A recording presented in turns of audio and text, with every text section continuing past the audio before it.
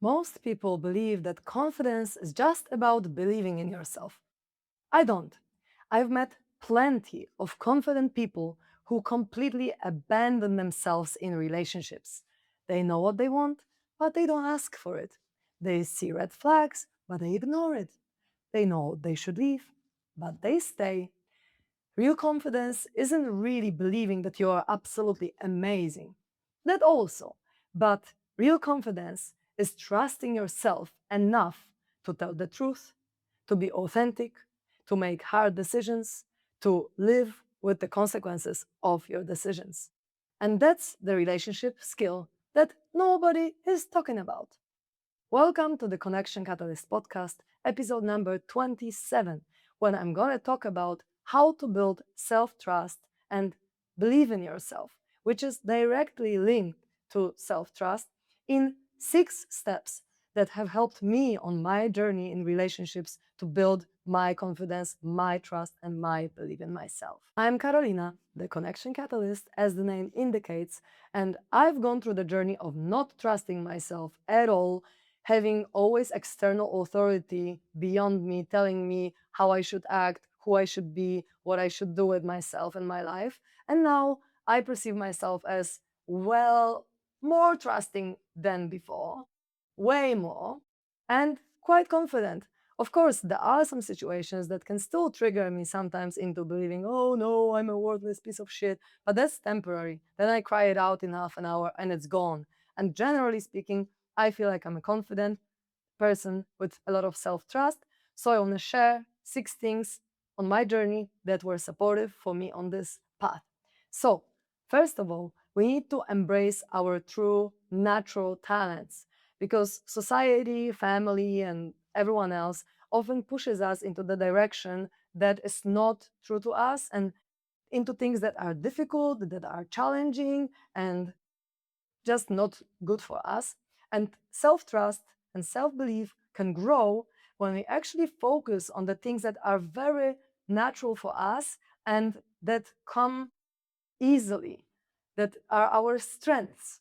And so, if we give ourselves credit and take pride in what we excel at, then we build more and more confidence because we see that we can give value in a way that feels good to us.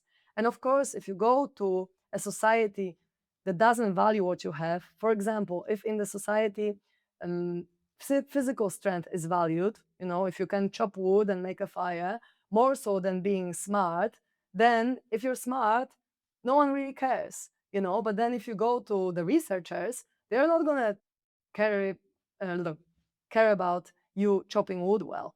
They're going to care about your mind, right? So we also feel valuable or not in the specific environments that value what we have. So finding also environments that want what we have naturally as a gift is supportive. Second point is to stop abandoning ourselves. What do I mean by that? If we feel negative emotion, we want to stay present with ourselves and with it, rather than doing the exact same thing as we did in childhood, which is to abandon an aspect of us and just deny it or reject it or disown it when we felt difficult emotions, because as a kid, we were not able to even handle them. So now we do the same.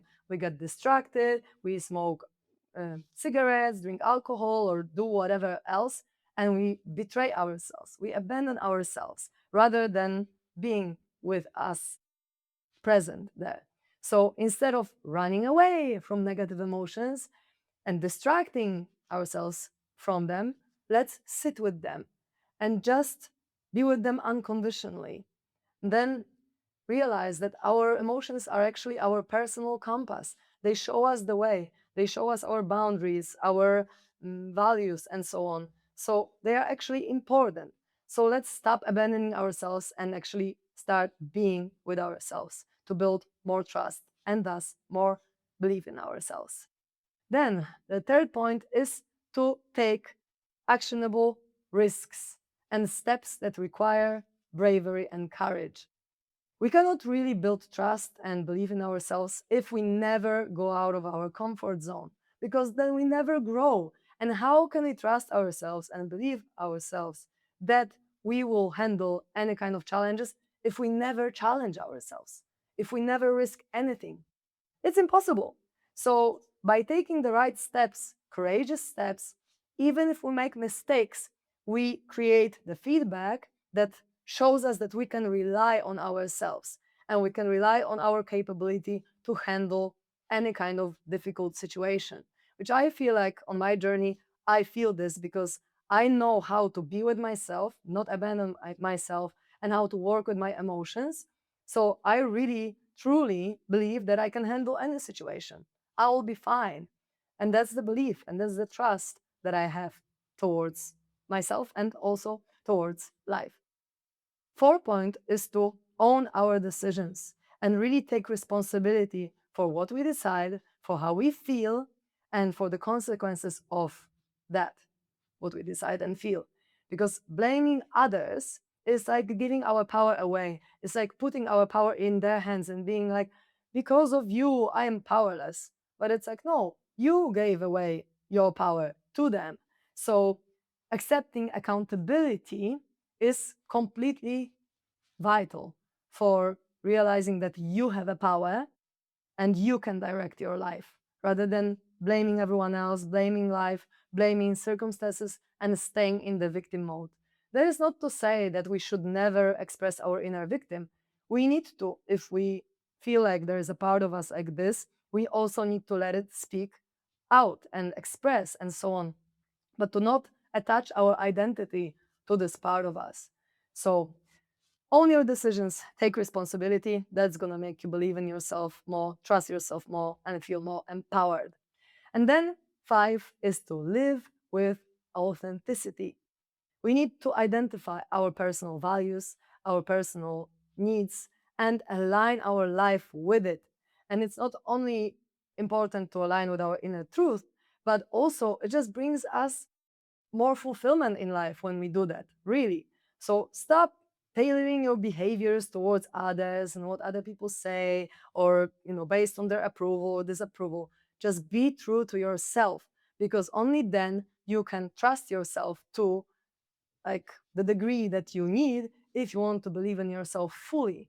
Because if you just take opinions of others as more important than your own, how can you trust yourself? You're betraying yourself.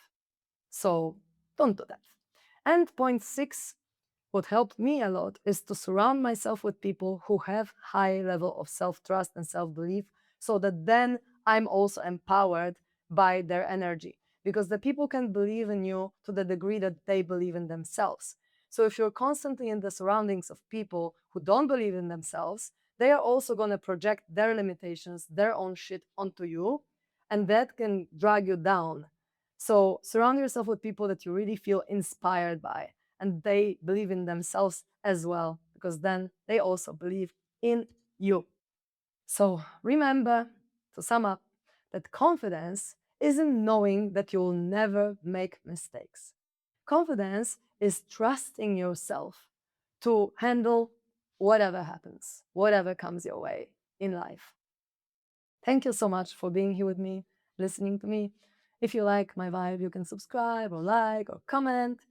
And if you'd like to know more about me, you can go to my website, karolinakuraj.com, or email me at carolina@karolinakuraj.com if you have any questions or inquiries. I work with people individually, also do group coaching and run different kinds of events. So if you're curious about it, make sure to contact and maybe follow me on some social media. Thanks a lot again for being here, and until the next time.